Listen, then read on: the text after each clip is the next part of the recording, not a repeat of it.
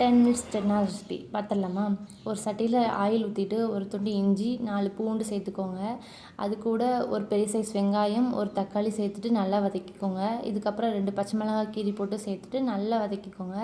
இதெல்லாம் வதங்கினதுக்கப்புறம் ஒரு கைப்பிடி அளவு புதினா மல்லி இலை சேர்த்து நல்லா வதக்கி விட்டுறணும். இது நல்லா கோல்டன் ப்ரௌன் ஆனதுக்கப்புறம் ஒரு மிக்ஸி ஜாரில் சேர்த்துட்டு நல்லா மையாக அரைச்சி எடுத்துகிட்டு வந்துடணும். இப்போ அதே சட்டியில் 1 டேபிள் ஸ்பூன் எண்ணெய் ஊற்றிட்டு அந்த வேக வச்ச சுண்டல் அப்படியே சூடாக சேர்த்துக்கோங்க. அப்புறம் அரைச்ச மசாலா 1/2 டேபிள் ஸ்பூன் வத்தல் பொடி, 1/2 டேபிள் ஸ்பூன் மல்லித்தூள் அண்ட் 2 டேபிள் ஸ்பூன் சென்னா மசாலான்னு கிடைக்கும், அது வாங்கி சேர்த்துக்கிட்டிங்கன்னா ஹோட்டல் ஸ்டைலில் செம்ம டேஸ்ட்டாக இருக்கும். இதெல்லாம் நல்லா கொதித்து வரணும், பச்சை வாசனை போகிற அளவுக்கு.